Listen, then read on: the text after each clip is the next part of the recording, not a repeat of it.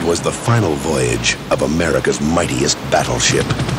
What's on this helicopter? This little sweetheart, Miss July 89. God, I love this business. I love you. The party was wild.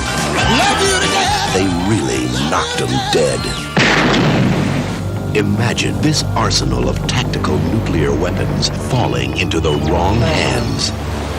The Pentagon never did. 4 minutes ahead of schedule. Damn, I'm good. Now, a team of terrorists have taken over. Wake up the president. But there's just one thing. Happy trails. Steven Seagal, I know you, don't I? Tommy Lee Jones, Been a long time. I'll see you in hell, sailor boy. Under Siege.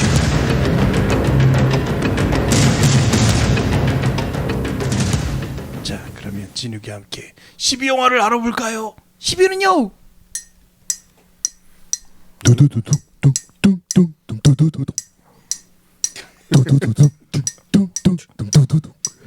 자, 1992년작이고요. 한 대도 안 맞는 남자 주인공이 나옵니다. 과연 이 남자 주인공의 감정가는요?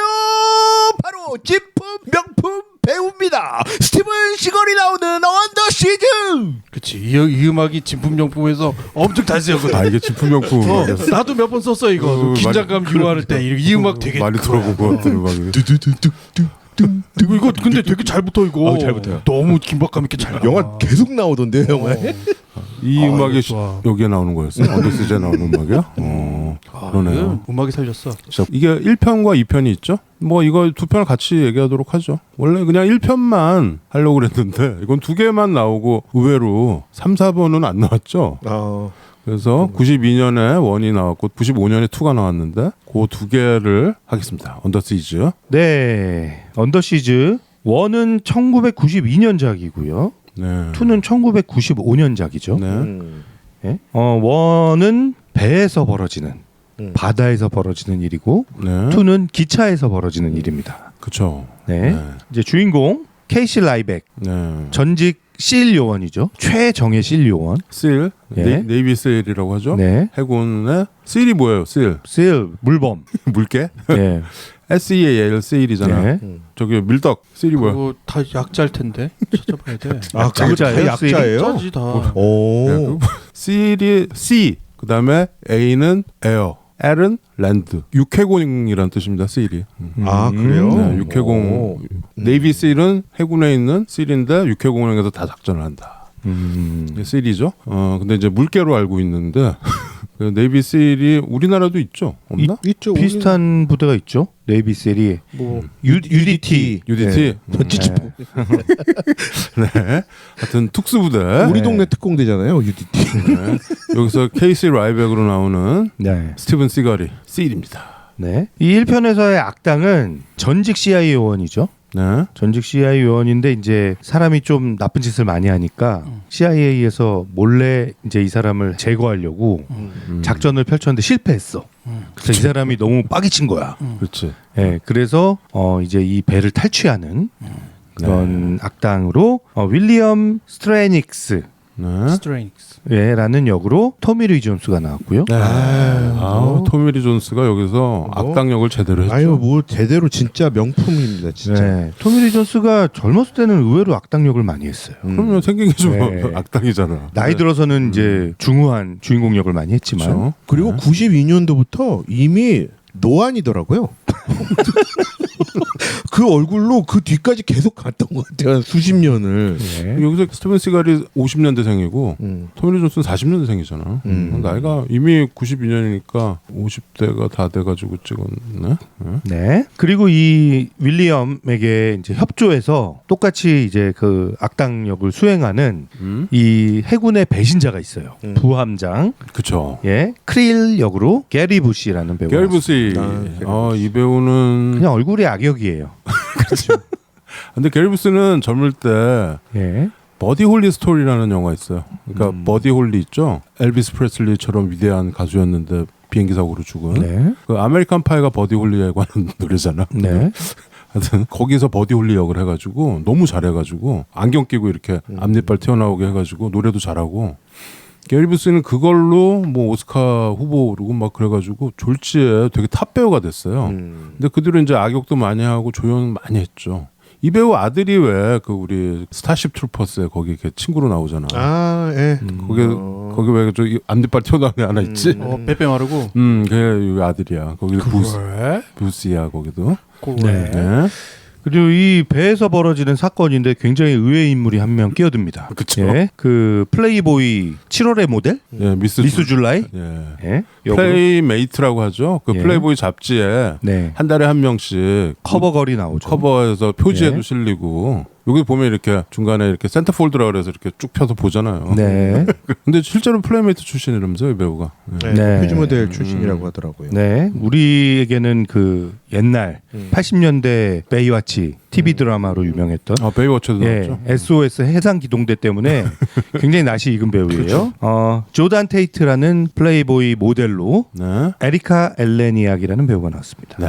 엘레니아. 예, 여기서 아주 참 되게 자연스럽게 잘 끼워 넣어가지고 네. 이게 제가 왜 나와 막 이런 느낌이 없게 되게 약방의 감초조 같은 역할을 했죠. 네, 그리고 그 당시 이 영화를 봤을 당시 92년이면 네. 제가 중학생 때인데 그렇죠. 저의 그 리비도를 자극하는 그런 장면들을 잠깐인데도 굉장히 이게 기억이 남더라고요. 제가 근데 에리카 엘레니악이 나온다는 거를 까먹고 있다가 이 영화를 이제 다시 보기 시작했는데 딱 얼굴을 보자마자 아 맞다. 여기 그런 장면 있었지. 라는 게 딱 떠오르더라고요. 아, 우리 아주 예? 그냥 깜짝 놀랐어. 예. 당시에는 저희가 볼 수 없는 영화였잖아요. 보면 안 되는 영화. 근데 봤는데 네, 어떻게 근데 봤지? 비디오로 본 것 비디오니까. 같아요. 예. 비디오니까 근데 가능했다. 아마 모자이크 처리하고 좀 이랬지 않았을까요? 비디오로 모르겠어요. 봤다니까요. 저는 본 기억이 난다니까요. 아, 그래요? 예. 네, 어쨌든 에리카 엘레니악 예. 아주 그냥 깜찍한 여성인데 이 난장판에 끼어드는 의외의 인물로 나옵니다. 당시가 영화 출연했던 당시가 22살인가 그랬어요. 예, 그래서 뭐 아주 정말 한창일 때 그렇죠. 영화를 찍었고 제가 최근에 그 활동했던 자료들을 좀 찾아봤어요.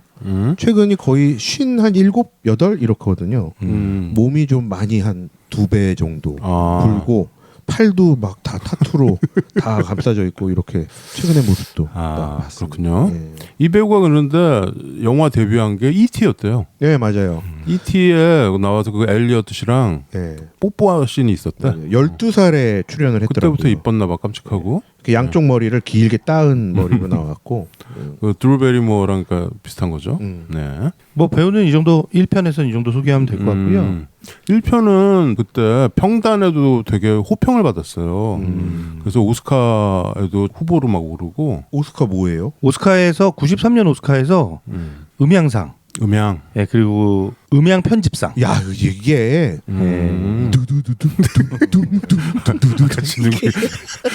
이게 중요하네. 그것뿐만 아니라 거의 뭐 타악기 소리에다가 그쵸. 약간 휘슬만 불러갖고 계속 맞아요. 긴장감을 불러비는 그렇죠. 이 음악이 잘 돼 있죠. 근데 이제 그건 음악이 아니고 음향이니까. 음향. 그때 당시에는 이게 음향 요상이 2개가 있었죠. 그게 몇 년 전에 합쳐져 가지고 하나로 돼 가지고 스튜디오에 있는 사람들이 많이 항의하고 그랬죠. 그래서 흥행도 엄청 하고 막 박수 갈채를 받았어요. 그래서 바로 2편 제작에 들어갔는데 2편은 이제 사람들이 식상하다. 뭐 이렇게 돼가지고 3편이 안 나왔나 봅니다. 그래도 2편도 흥행을 했어요. 예. 언더 시즈 2는 1995년에 나왔고 이건 이제 영재는 네. 언더 시즈 2 다크 테리토리라는 다크 제목으로 테리토리. 나왔고요. 네. 이 기차가 이제 그 통신망이 완전히 두절되는 그렇죠. 그런 지역을 지나게 되는데 그 지역을 이제 다크 테리토리라고 부르는데 네. 이제 뭐 그런 얘기를 다룬 거고요. 여기서는 똑같이 스티븐 시걸이 자꾸 이제 이런 사건에 휘말리게 되는 거죠. 희한하죠. 희한하게 그 자리에 있어. 그렇지. 예? 1편하고 좀 다른 점은 네. 역사적인 어떤 배경이 없는 부분이 등장물들이 그리고 사물들 역사적인 배경이 없는 게 2편인 것 같아요. 특별히 이렇게 공상 SF적인 요소가 있고 1편은 굉장히 고증이 탄탄한 이게 있어요. 아 그래요? 그렇죠. 1편은 아 그렇지. 뭐 조지 부시도 나오고 뭐 부시 대통령이 나오고. 아버지 부시. 배부터 네, 그렇죠. 미주리호. 라는 게 나오고 그런 것들이 다. 네. 근데 2에서는 그 악당이 그 국방 첨단 무기를 개발하던 사람인데, 그렇죠. 예, 그 사람이 이제 자기가 이제 뭐 프로그래머죠, 프로그래머. 물을 먹고 이제 해고당할 것 같으니까 이제 테러를 저지르는 얘기죠. 그렇죠. 그래서 이제 인공위성. 네. 그때 당시에 그 막 스타워즈라 그래서 레이건 때 막 싸움질하고 할 때 뭡니까? 그거 인공위성으로 무기화해가지고 광선 쏘고 막 약간 좀 SF적인 그런 설정이 있었죠. 네. 그런 트래비스 데인이라는 역으로 에릭 보고시안이라는 배우가 나왔고요. 네. 그다음에 저는 이 배우가 진짜 이 영화에 나왔다는 걸 보고 깜짝 놀랐습니다. 그렇죠. 네. 그렇죠. 투에? 예. 이 케이시 라이백의 조카. 그렇죠. 하이글. 캐서린 헤이글이 나왔어요. 캐서린 헤이글은 저는 뭐 그 그레이 아나토미에서 너무 이렇게 인상적으로 많이 익숙한 배우인데 이 배우가 그 소녀로 10대 소녀로 그렇죠. 삼촌이랑 같이 기차 여행을 하는 그런 장면이 나오죠. 로맨틱 코미디 좋아하는 사람들은 다 아는 배우죠. 그렇죠. 하이글. 친한파 배우로도 유명해요. 그런가요? 맞아요. 그래서 첫째 딸을 한국인을 입양을 해서 그렇게 키웠습니다. 네. 자, 언더 시즈. 시즈가 뭡니까? 약간 뭐 포위무. 그렇죠. 이게 처음에 언더 시즈 이거를 그냥 영재를 그대로 갖다 써가지고 다 그때 인어공주에 나왔던 언더 더 시 다들 그건 줄 알았어요. 저 바다 밑. 근데 저도 최근까지 여기에 잠수함이 나오잖아요. 그렇죠. 그래서 바다 밑에 뭐 이런 그렇죠. 뜻인 줄 알고 있었어요. 근데 그게 아니대요. 그렇죠. 언더 시즈 하면은 완전 포위당했다 이런 소리죠. 언더 시즈 완전 포위. 언더 어택 하면은 완전 공격당했다 뭐 이런 거고. 그래서 언더 시즈 하면은 이제 완전 포위된 상태 뭐 이런 건데 우리는 언더 시즈 해가지고 그냥 저바다 밑으로 알고 있는 사람들이 아직도 X세대 중에 많이 있을 것 같습니다. 네, 시즈 SEIGE 시즈입니다. 그래서 언더 시즈는 92년도에 앤드루 데이비스 감독. 이 감독은 이 언더 시즈로 재미를 보고 그 다음에 해리슨 포드를 써가지고 퓨지티브 도망자. 그걸 해가지고 뭐 일약 세계적인 그렇죠. 토미 리 존스를 이렇게 꼬셔간 거죠. 그렇죠. 토미 리 존스는 또 도망자로 오스카 남조도 타고. 터쳤네. 그렇죠. 터쳤죠. 토미 리 존스의 진가를 알아본 감독이죠. 그래서 뭐랄까요? 언더 시즌은 어떻게 보면은 도망자의 약간 세례요한 좀 그런데 언더 시즌은 완전히 다른 영화잖아요. 그렇죠. 근데 토미 리 존스가 거기서는 형사로 나오죠. 그렇죠. 악역이 아니고. 악역이지 뭐. 악역인데 나중에 개가 악역인가? 악역인데 뭐 하여튼. 근데 이 2를 이제 감독을 해달라고 제안을 받았는데 아니다. 나는 안 한다. 이래가지고 2는 다른 감독이 했죠. 감독이 잘하네. 그렇지. 이 1편하고 2편하고는 제한된 공간이라는 걸 빼놓으면 결이 다른 영화 같아. 그런데 사실 스티븐 시갈이랑 이 감독이랑은 88년도에 어버브 더 로라는 완전 이제 스티븐 시갈 정말 진가를 나타내는 그런 영화를 했었어요. 그래서 그 영화로 스티븐 시걸을 딱 알아보고 언더 시즈를 찍은 거죠.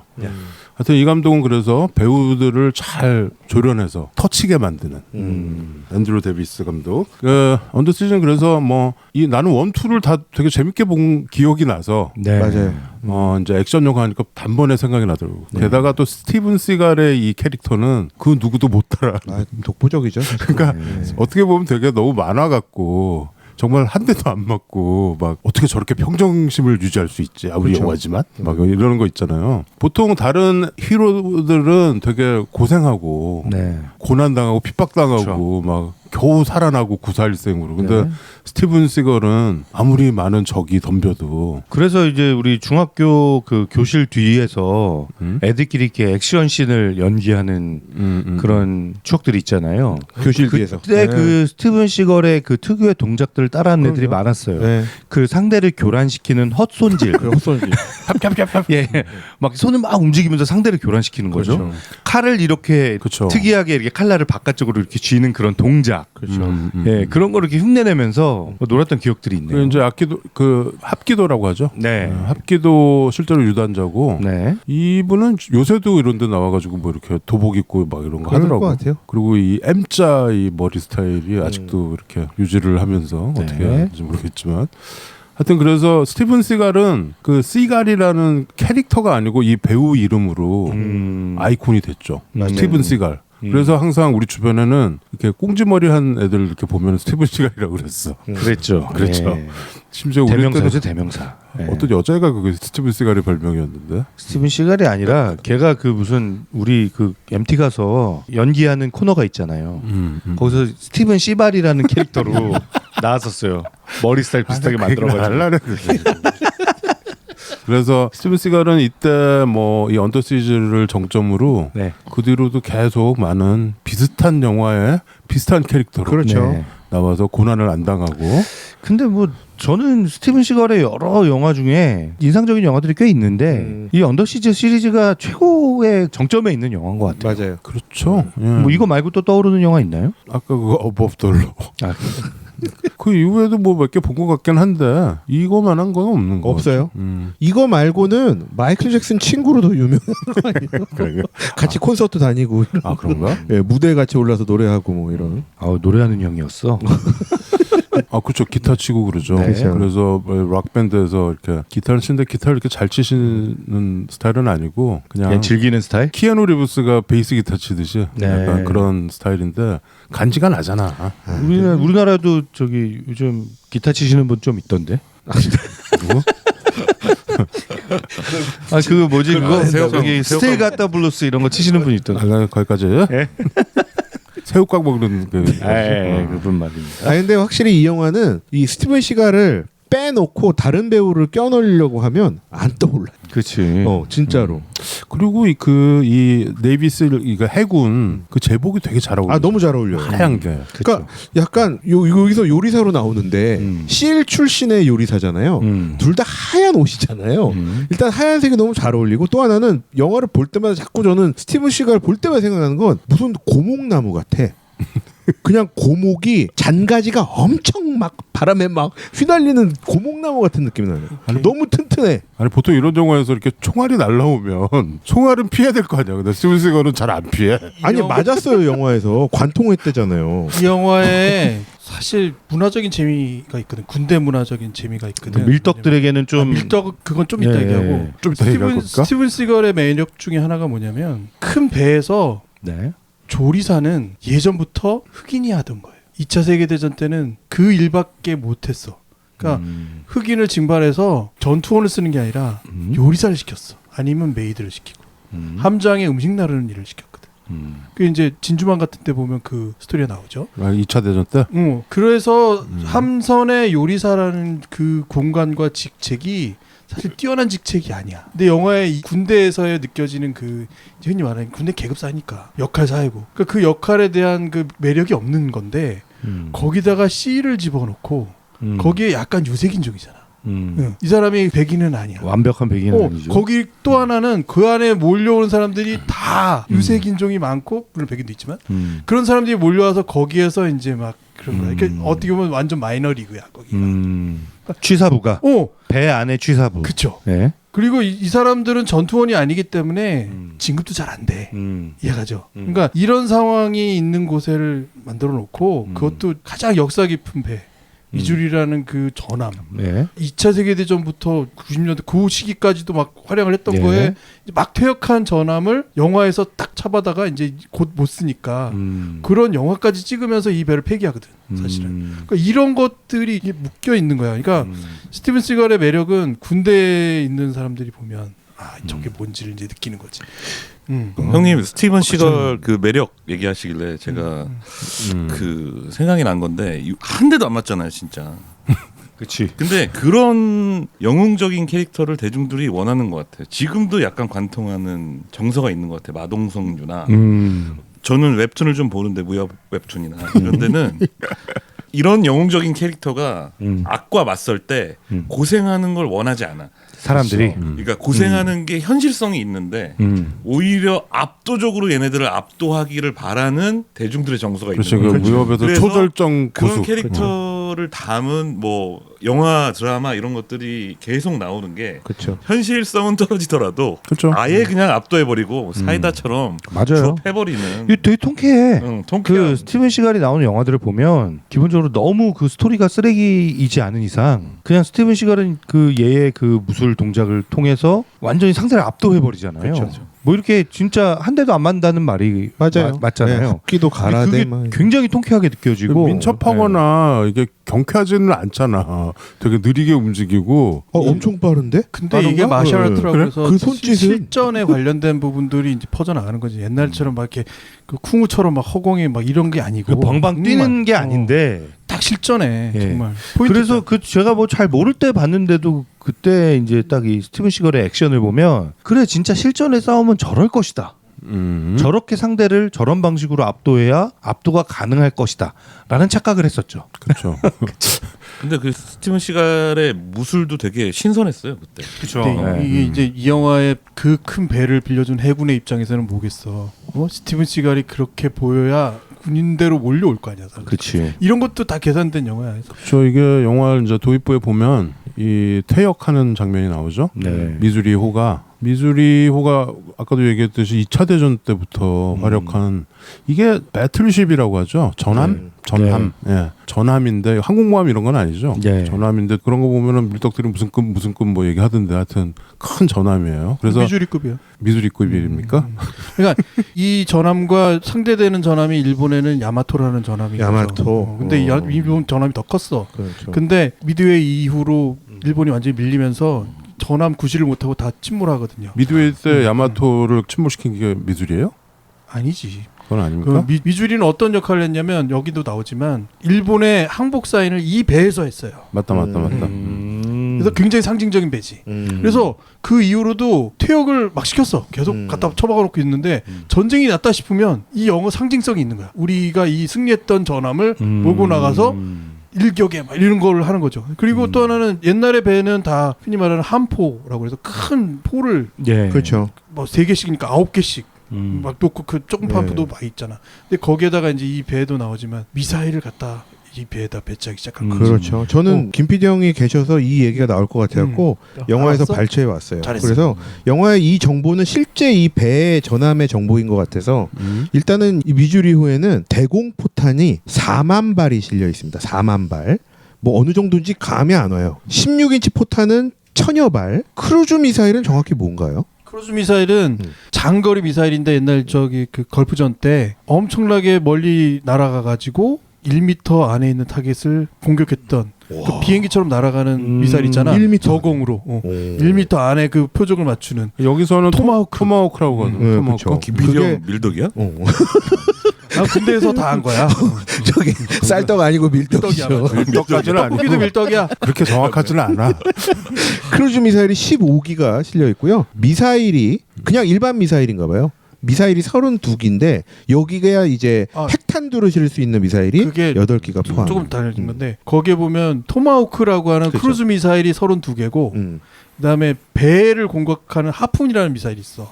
배를 공격하는 미사일은 또 엄청 큰 배를 공격해야 되니까 또 그런 게 아니야. 그게 12발 정도 담기는 게 하푼 미사일이고 그러니까 엄청나게 현대화된 배이기도 한 거지. 옛날의 상징성도 있고. 실제로 걸프전에 제일 먼저 미사일을 날린 배이기도 해. 포격도 했지. 영화에 그 얘기 나오더라고요. 걸프전을 거 날리고 바로 퇴역을 했군요. 이 언더시즈가 나온 해 퇴역을 했다고 하더라고요. 92년. 근데 40년대부터 이게 떠댕기던 배가 그렇게 오래 50년을 대단하네요. 그런데 그러니까 몇 번을 퇴역시켰다가 다시 불러왔다니까 이 배는. 하여튼 지금 이거는 뭐 하와이인가 거기에 있다고 하더라고요. 하와이 박물관 같은 거 만들었을까요? 놀러 가시면은 구경하시고 미드웨이. 미드웨이가 아니고 뭡니까 이거 미주리. 미주리. 형 괜찮아요? 왜 이렇게 왔다 갔다 하죠? 나 지금 잠을 못 잤어. 야구 보느라고. 네. 그래서 뭐 안 보신 분들은 제가 이번에 다시 봤는데 다시 볼만해. 네, 저도 즐겨봤어요. 원투 다 다시 볼만해. 재밌고 스티븐 시갈이 이때만 해도 이게 외모가 룩스가 아주 좋던데. 저는 심지어 그 스티븐 시갈이 웃는 모습을 본 기억이 없었거든요. 그렇죠. 기억 속에 우리 기억 속에. 이 사람 늘 같은 표정으로 이렇게 그쵸. 딱 심각한 표정으로 찡그리고 있지. 그런 배우라고 생각했는데 여기에 보니까 꽤나 많이 표정이 되게 다양하고 맞아요. 풍부하고 맞아요.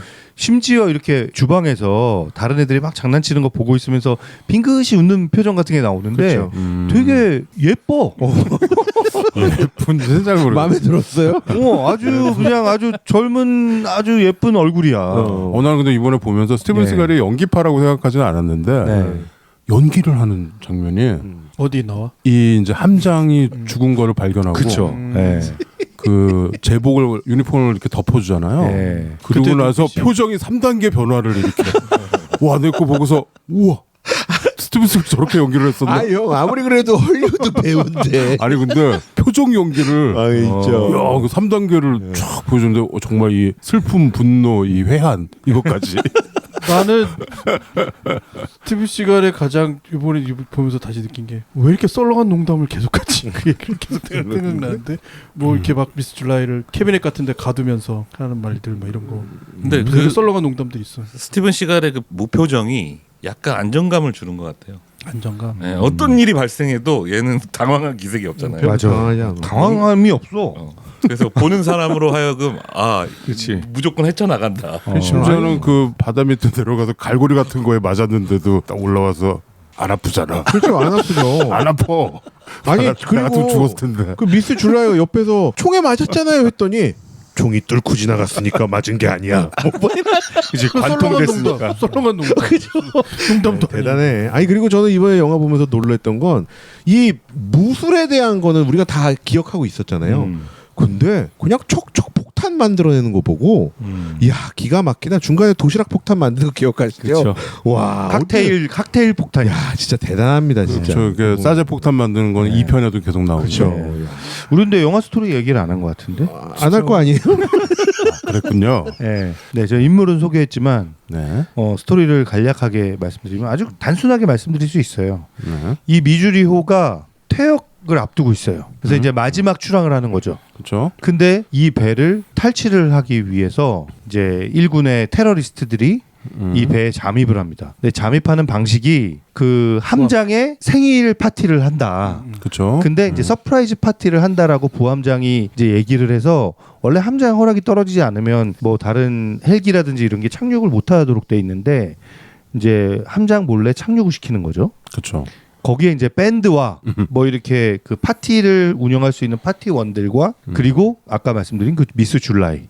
걔는 왜 왔나 몰라. 나머지는 다 테러리스트인데. 예, 그냥 파티를 위해서 그냥 여러 가지 이벤트를 그냥 위장으로 데리고 온 거죠. 위장으로 데리고 온 거죠. 그래서 이제 그 파티를 한다고 최소 인력만 남기고 다 어디 한 군데로 모이라고 한 거죠. 그렇죠. 예, 그러니까 평소보다 굉장히 경비를 허술하게 만든 거예요. 일부러 그 크릴 부함장이. 그런데 케이시 라이백 이 요리사는 뭔가 이 사람이 어떤 사람인지 잘 모르는데 그냥 요리사라고 알고 있는데 너무 막 말을 안 듣는 거야. 상관 말도 막 안 들고 무시하고 자기 마음대로 하는 거죠. 근데 함장은 계속 야, 쟤 내비둬 가만히 건들지 마. 엄청 감싸주죠. 그렇죠. 예? 그 과거를 이 스티븐 시걸 예. 케이시 라이백의 과거를 아는 사람은 함장밖에 없는 거죠. 함장이 그냥 데려온 거야. 모든 사람들이 다 그냥 저 사람은 요리사야라고 생각하고 있었던 거죠. 네, 그 여기 이 라이백의 백그라운드 이 설정은 어떻게 됐냐면 이 함장이 얘를 왜 데려왔냐면 뭐 전에 작전하다가 뭐 동료들이 다 죽고 그래가지고 네. 얘는 이제 옷을 벗으려고 했는데 그렇죠. 20년 근속을 채워주려고 그렇죠. 요리사로 좀 나랑 같이 있자. 그렇죠. 20년 근속을 해야 이제 연금이 나오죠. 그렇죠. 막 혜택들이 있으니까. 네. 그래서 왔나 봐요. 근데 이제 이 라이백은 요리도 잘해. 네. 2편에서도 계속 요리를 하고 있죠. 네. 그래서 이제 생일 파티를 위해서 한 곳에 모인 사람들 앞에서 토미 리 존스가 밴드를 데리고 막 파티를 하다가 갑자기 이제 여기서 제일 높은 장교가 누구야? 아 맞죠. 그러니까 내가 뭐 작전 참모요. 딱 일어서니까 그래. 자 지금부터 파티 시작이다. 그러면서 머리에 총을 빵 쏘면서 그쵸. 이제 이 테러가 시작이 되죠. 그래서 그 모여 있던 세일러들 선원들을 다 창고 같은데 밀어넣고 문을 그냥 용접해 버려요. 그렇죠. 예. 그리고 이 배를 탈취해서 이 배에 이제 실려 있던 핵탄두, 핵미사일을 훔쳐서 팔려고 하는 거죠. 그쵸. 근데 그 부함장도 진급에서 계속 밀려나고 불만을 품고 있었던 사람이고 아까 네. 말했듯이 토미 리 존스도 자기를 이제 CIA에서 제거하려고 했기 때문에 앙심을 품은 거고 이참에 우리가 크게 한탕해서 돈이라도 벌어보자. 네. 예, 이런 꿍꿍이로 테러를 벌인 건데 하필 그 배에 케이시 라이백이 타고 있었던 겁니다. 그렇죠. 그리고 이 사람이 다 해결해. 하필 타고 있어. 예. 2편에서도 그 기차에 하필 타고 있지. 예. 그래서 막 이 그 백악관이나 이쪽에서는 난리가 났을 거 아니에요. 그렇죠. 그래서 이제 이거를 어떻게든 막으려고 막 특수부대를 투입시키고 그런데 번번이 다 실패하는 거죠. 근데 케이시 라이백이 결국에는 이 음모를 막아낸다. 이 위기를 극복한다. 그러니까 이런 이게 내용입니다. 그런 거잖아요. 지구를 엉뚱한 곳에 위치하게 된 경찰이나 엉뚱한 곳에 있는 군인이 모든 걸 다 해결하는 그런 네. 영화야. 그리고 마지막에 그 얘가 이제 자기가 원래 핵탄두를 훔치려고 했던 게 다 실패로 돌아가니까 그냥 하와이로 그 미사일을 쏴버리잖아요. 그래서 미사일 2기가 이게 훅 하고 날아가는데 토마호크. 예, 그것까지도 이제 그렇죠. 처리를 하게 해결하죠. 아 근데 90년대 초에 토마호크가 있었구나. 이라크. 아 그치. 그때 이라크전 1차 이라크전 터졌으니까. 그래서 미국이 맨날 전쟁하는데 제일 먼저 쏘는 게 네. 그 영화를 보면 뭐 스티븐 시갈의 뭐 화려한 액션, 뭐 통쾌한 액션 진짜 무적, 예, 무적 그런 액션들도 좋은데 또 약간 잔재미들이 있는 게 이 조연들이 또 재미있는 역할들을 해요. 좀 전에 그 백악관의 조연들이라고 얘기는 했는데 이 군사령부에 있는 합참의장인지 참모총장인지 뭐 이렇게 모여 있는 진주만 예. 제독. 그렇죠, 제독. 해군본부 같은 1편과 2편을 관통하는 대사가 있습니다. 명대사예요. 걔가 왜 거기 있어? 야, 이제 케이시 라이백한테 연락이 오니까 케이시 라이백이 누구야? 그러니까 1편에서는 그러니까 옆에 누군가가 깜짝 놀라더니 케이시 라이백 최고의 실리온입니다. 이거 그래? 근데 이제 2에서는 그렇죠. 테러가 벌어지니까 걔가 거기 또 있단 말이야. 이런 왜 거기 있어? 했더니 휴가 중인데요. 이런. 저 재밌는 게 2에서도 그대로 나와 그 사람들이. 네, 뭐 그대로 CIA 국장, 그 해군 네. 제독 장관. 근데 여기는 대통령은 안 나와요. 네. 희한하게. 나중에 이제 이게 인플레가 돼서 이제 90년대 말과 21세기 되면은 대통령이 이제 나오죠. 그렇죠. 대통령이 비행기도 타잖아요. 그렇죠. 그래서 대통령이 막 해결하기도 하고 막 이렇게 됩니다. 근데 여기서는 네. 그래도 대통령은 안 나오고 네. 그렇죠. 요 선에서 다 해결을 합니다. 그렇죠. 근데 그 안에서도 되게 정치질이 있잖아요. 있죠. 예. 그래서 CIA 그 국장이 한 명 나오는데 결국에는 토미 리 존스를 죽이려고 그러다가 실패한 게 그 사람이에요. 그렇죠. 그 사람의 작전 실패 때문에 이 사단이 벌어진 거죠. 그리고 또 거기서 이제 중요한 소재로 나오는 게 그 북한의 잠수함이 나오잖아요. 그렇죠. 예. 그러니까 이 북한의 잠수함을 파괴시키는 게 토미 리 존스의 작전이었는데 마지막 임무였는데 예, 그거를 파괴시키지 않고 그냥 탈취해서 자기가 갖고 있었던 거지. 파괴된 줄 알았는데 예. 그걸 갖고 있었죠. 예. 그래서 역시 또 1편과 2편을 관통하는 또 다른 대사가 하나 있죠. 네. 여기 이제 빌런들이 사실은 다 내부 식구였다가 예, 뭐 그치. 예, 그냥 억지로든 어떻게든 회사에 밀려난 사람들. 밀려난 사람들이 복수심을 갖고 이제 밖에서 테러를 벌이는 내용인데 그러다 보니까 1편, 2편이 다 아니 그런 정신 나간 사람을 왜 고용했어? 그렇죠. 내부에 그럼 뭐 그거 알고 고용했나? 이게 터미 리 존스가 이번엔 확실히 달려 보이는데 뭐냐면 이전까지의 적은 다 동구권의 소비에트의 누구 돌프 룬드그레 막 이런 사람들이 다 적이잖아. 액션 영화에서 보면. 예. 근데 외부의 적들이었는데 외부의 적일 뿐만 아니라 냉전 시대의 이제 유물 같은 것들에 아니면 007 같은 것도 전혀 엉뚱한 막 스펙터 막 이런 사람들이 뭐 등장하는 거야. 이 미친 과학자 이런 거. 근데 이 시대는 전쟁 흔히 말하는 미국이 굉장히 걸프전을 성공적으로 이끈 다음이기 때문에 적을 웬만한 걸 두어서는 안 통하겠는 거야. 그러니까 미국이 빌려낸 적이어야만 해. 미국이 만들어낸 적이 가장 강력해. 이러면서 이제 등장하는 게 CIA의 상처받은 어떤 요원들이 난동을 부리는 이런 것들이 이제 그때 등장하는 거거든. 근데 그걸 또 이제 요리사 정도가 이제 막 CD라고 하는 요리사가 그걸 정리하고 막 이겨내고 이러면서 다시 미국이 위대해지고 이런 거야. 92년이면 냉전이 끝나잖아요. 더 이상 소련이 없잖아. 그러니까 이제 갑자기 공공의 적이 없어진 거지. 그때 그래서 이제 이런 빌런이 등장한 건가 봅니다. 92년이니까. 이번에 다시 보니까 그 빌런 얘기하셔가지고 액션 영화에서 이제 마지막 장면들 있잖아요. 결국에는 이제 선이 악을 응징하는데 빌런들이 죽는 씬. 근데 이번에 다시 보니까 정말 스티븐 시갈스러운 씬이더라고요. 되게 인상적인 게 아주 간결하고 간결해. 이 스포일러가 될까 봐가지고 뭐 시간도 안 끌어. 그냥 정수리에다가 시간도 안 끌어 그냥. 토미 리 존스가 되게 비참하게. 그러니까 이 시리즈 이제 들으시는 분들이 다른 액션 영화에도 빌런의 그 최후 이것들을 좀 비교하시면서 보셔도 좋을 것 그런데 같아요. 이제 언더 시즈 1편은 토미 리 존스의 어떤 존재감과 이 사람이 약간 나중에 이렇게 약간 미치잖아. 예. 원래 좀 사이코인데 그렇죠. 확 돌아. 근데 그런 연기랑 처음 여기 이제 이 브릿지라고 그러나요? 함교. 함교를 장악하고서 이게 조명을 밑에서 이렇게 하는 조명을 연극 무대처럼 그렇게 해서 선글라스 끼고 하는 그 장면들은 굉장히 잘 찍은 것 같아요. 토미 존스가 그리고 연기도 그러니까 이 빌런이 확실히 히로가 아무리 멋있고 잘나도 빌런이 받쳐줘야 돼. 그렇죠. 설정 때문인지 모르겠는데 그 의상도 절묘했던 것 그 같아요. 가죽 잠바 그게 이제 거기 쇼할 때 노래할 때 입었던 옷을 릭 제거처럼 입고 있잖아요. 그렇죠. 그러니까 토미리 존스만 그 의상인 거잖아. 나머지는 다 맞아요. 군복인데. 저는 이 영화 보면서 그래서 이번에 토미 리 존스를 진짜 다시 봤고 역시 이 대배우 이렇게 봤고 저는 이 영화에서 은근히 토미 리 존스에서 왜 이렇게 조커 모습이 보였는지 모르겠어요.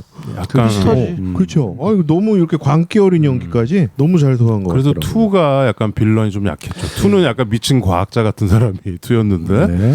이게 좀 약했죠. 근데 저는 그러니까 최근까지 이 영화를 지금 다시 보기 전까지는 이제 토미 리 존스가 악역이라는 것이 좀 오버스펙이라고 생각했거든요. 악역 그 악역을 소화하는 사람으로 토미 리 존스를 쓴다고? 92년인데. 네. 좀 약간 오버스펙이라고 생각했는데 아까 오샥 형이 얘기한 것처럼 스티븐 시갈이 더 강하게 보이는데 이 악역의 역할이 정말 큰 것 같아. 라는 생각이 들었어요. 그러니까 조커처럼 막 진짜 우리가 다크나이트에서 봤던 조커처럼 막 절대 뭐 완전히 진짜 용납할 수 없는 완전 미친 자까지는 아닌데 아닌가? 그 정도 미친 자라고 봐야 되나? 액션 영화는 뭐니 해도 시원하게 주인공이 너무 고뇌하지 말고요. 그렇지. 고생하지 말고 시원하게 그냥 밀어버리는 게 나는 좋은 것 같아요. 두 가지가 다 있다고 생각하는데 토미 리 존스의 그 입장 이렇게 말하자면 시나리오상의 선은 뭐냐면 자기는 누가 나를 건드려 이런 스타일이잖아. 그러니까 내가 계획한 거는 이미 다 계획대로 돼 있고 어떤 변수가 와도 스티븐 시갈도 마찬가지지만 토미 리 존스도 마찬가지야. 어떤 변수가 와도 별거 아니야. 이렇게 저래고 저렇게 처리하면 돼. 근데 문제가 생기는 건 뭐냐면 스티븐 시갈이 하는 이 행동들이 점점 자기를 좀 잃어버리게 만드는 행동들로 가는 거지. 근데 그거를 연기하는 게 오히려 훨씬 어려운 거잖아요. 그러니까 스티븐 시갈은 계속 그냥 침착하면 되는데 압박받는 자의 그 압박받는 연기? 거. 그러면서 이제 중간에 보면 또 이제 이런 만화에서 가져오는 캐릭터 같은 걸 막 얘기할 때 이제 자기는 로드런너고 저 잠수함은 코요테고 왜 콜사인을 이렇게 정했냐 했더니 나는 로드런너는 안 잡히니까 나는 그런 스타일이야. 그래서 그런 어떤 빌드업을 꾸준히 하잖아. 근데 그 대포 날리는 장면에서 완전히 미쳐버리는 거거든. 그 상황에서 사람들은 야 누가 저렇게 진짜 처음에 막 노래 부르다가 총 쏘는 장면을 보면 걔가 훨씬 강력해 보이잖아. 근데 저 강력함이 왜 이렇게 부딪히면서 깨지지? 라는 것을 거의 눈치채지 못하면서 이 캐릭터가 넘어가고 있거든. 스티븐 시갈이 압도하는 단계로. 그리고 마지막에 그 칼싸움을 정리하는 그 부분도 그렇게 간결하게 끝내야만 하는 부분이 결국 캐릭터상에 있다고 생각합니다. 이 영화가 근데 다른 액션 영화들과 조금 구별되는 지점은 진짜 이 최종 끝판왕을 만났을 때 다른 영화는 그거를 되게 길게 늘려가지고 막 이렇게 클라이막스를 만들려고 그러잖아요. 맞아요. 그러니까 근데 그 보통 다른 영화들의 3분의 1 정도 수준인 것 같아. 이 길이가 그러지 않아요? 그렇죠. 그러니까 굉장히 짧고 간결하게 간결해. 간결하게 그냥 뭐냐 정수리에다가 그냥 스포일 안 한다고 다 스포일러 그래. 92년 영화에 스포일이 어디 있어요? 정수리 그리고 그 이제 두 번째 빌런 게리 부시도 부함장 걔도 아주 간단하게 그렇죠. 간결하게 아주 간결해. 그게 이제 약간의 차원이 다른 카타르시스를 느끼게 한다고. 액션 영화의 중요한 점 카타르시스. 그렇죠. 그게 액션 영화의 미덕이죠. 권선징악, 해피엔딩, 주인공 히로가 영웅이 세계를 구하고 뭐 이런 거죠. 여기서는 이제 세계까지는 아니고 하와이를 좀 구하고 뭐 거기 배를 좀 구하는. 근데 희생이 중간에 너무 많이 생겨. 사람이 너무 많이 죽더라고요. 쉽게 죽죠. 그게 이제 액션 영화의 또 나쁜 점이지. 그렇죠. 헐리우드 액션 영화의 특징 중에 하나죠. 사람이 많이 죽는다. 이 영화는 양반이야. 당시 홍콩 영화에 비하면 아무것도 아니죠. 뭐. 홍콩 영화도 많이 죽지. 람보 이런 거. 야 총알 개수 봐봐. 이 영화도 총알 개수는 안 세. 그럼요. 마지막으로 하나 더. 에리카 엘레니악이 그 캐릭터가 되게 귀엽잖아요. 그렇죠. 근데 중간에 이제 약간 이렇게 약간 용감하게 변하면서 저기한테 스티븐 시갈한테 빠지는 거잖아. 요코하마 지금 다 그렇게 들었어. 그러니까 빠지잖아. 그래서 이렇게 말하자면 약간 그렇죠. 뒤에 딱 붙어 있죠. 매력을 느끼는 것 같잖아. 근데 그 중간에 보면 스티븐 시갈한테 스티븐 시갈을 총 한 방으로 구해주잖아. 그렇죠. 이런 것들도 약간 그 주인공의 여자 캐릭터에 해당되는 부분에서도 약간 발전된 모습이지. 비전까지 여자 주인공은 살려줘요 이랬던 건데 게 변화하는 거. 그렇죠. 전쟁 영화, 액션 영화 보면은 여성을 넣어야지 흥행이 되는데 늘 자리가 없는 거지. 베트남전 뭐 전쟁 났는데 무슨 그랬는데도 꼭 넣어요. 근데 언더시즈에서 이 플레이메이트를 넣은 거는 아주 나는 사실 90년대 볼 때 이게 뭐 여자 나오고 막 그랬는데 지금 보니까 되게 잘 넣었어. 변화했기 때문에 그래. 그 역할도 있고. 그리고 뭔가 감독이 이렇게 중간에 약간의 로맨스 같은 걸 좀 담아내려고 했는지 그 스티븐 시걸이 아까 말씀드린 대로 주방에서 폭탄을 제조하는 그 씬을 진짜 정성 들여 보여주거든요.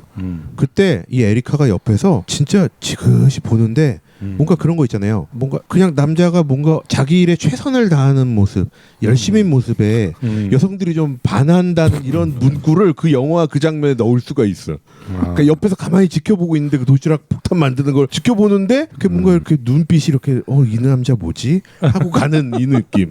그런 것까지 담아냈어요. 설정은 함장을 위한 서프라이즈인데 그치. 관객들을 위한 진정한 서프라이즈를 줬던. 거기에 이제 영뚱한 사람이 하나 더 있는데 그 퇴역한 군인 포수잖아. 그 사람이 없었으면 그 폭 못 쏘거든. 그렇죠. 뭐 이런 것들이 이제 다 되게 자기적인 장치로 들어있긴 하지만 이 영화는 왠지 자기적인 게 자기적인 건 맞아. 근데 되게 거슬리지 않는 자기점이 있다.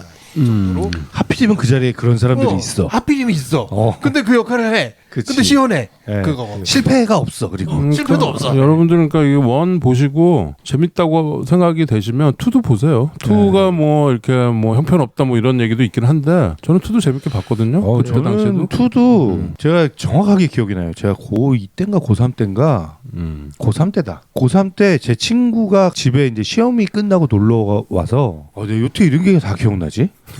누가 왔는지도 기억나요. 그래서 이 영화들이 네. 재밌는 거야. 그래서 그 친구랑 우리 뭐 영화나 한 편 뭐 비디오나 하나 빌려보자 그래가지고 이제 언더시즈 2를 빌려온 거예요. 근데 둘이서 정말 정신없이 그 영화를 본 거야.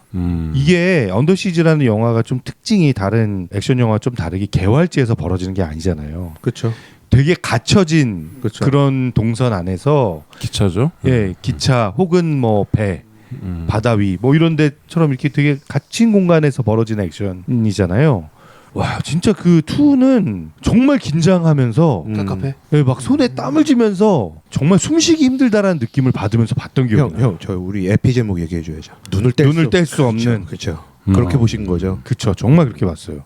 그 감정이 너무 생생해서 이번에 이제 원을 다시 보고 되게 재밌어서 투를 또 봐야지. 그리고 이제 보기 시작하는데 약간 두려움이 생기는 게 내가 옛날에 이 언더시즈 2를 봤을 때 그 즐거움을 혹시 이게 해치면 어떨까. 근데 그 어떤 속도감이라고 그래야 되나? 영화의 속도감 혹은 그 액션의 속도감 이런 건 요즘 영화들이 워낙 훌륭하잖아요. 뭐 우리는 요즘 기차에서 만약에 어떤 액션이 벌어진다 그러면 최소한 우리가 그 미션 임파서블에서 막 그 톰 크루즈가 막 막 그 기차에 그 고속 열차에 막 뛰어들고 막 이런 액션에 우리가 익숙해져 있잖아요 이제. 근데 이건 약간 요즘으로 치면 그 무궁화호나 새마을호 정도 되는 기차야.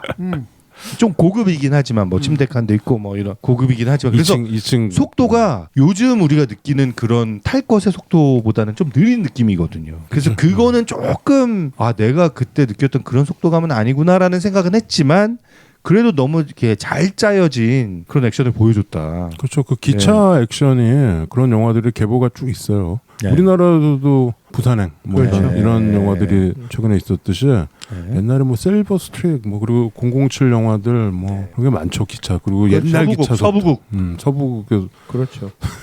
대열차 강도 이런 거 있잖아요. 그 언더시즈 2 같은 경우는 그래서 사실 기차에 있는 빌런들은 악당들은 스티븐 시걸이 거의 좀비 같을 거예요. 부산행의 좀비처럼.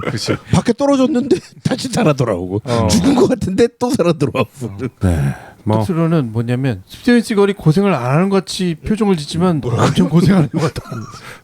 엄청 고생한 영화지 두 개 다. 그러네. 다른 배우가 있으면 이렇게 힘든 표정을 연기했을 수도 있겠네요. 표정 변화가 없어 그렇지. 엄청 고생하고 그래서 그렇죠. 저 일당백 스티븐 시걸의 언더시즈. X세대 여러분들과 지금 MZ세대 여러분들도 한번 다시 보시면 좋겠습니다. 이 음악은 좀 기록할 만한 음악. 못 놓잖아요, 근데. 뭐였다고? 아까 한번 불러.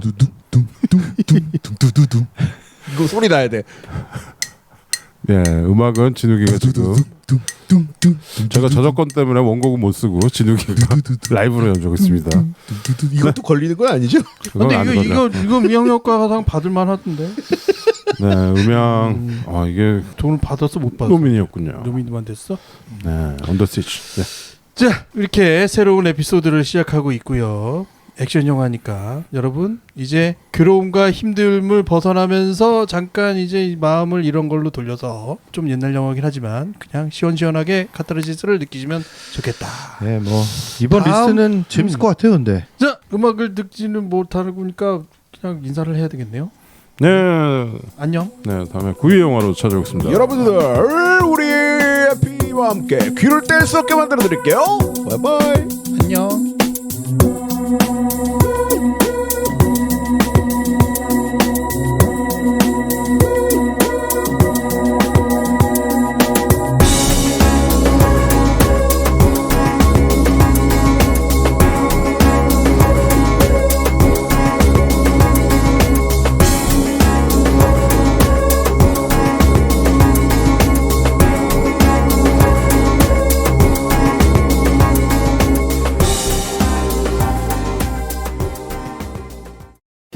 막무가내 신체 공격 영화 리스트업. 무슨 영화를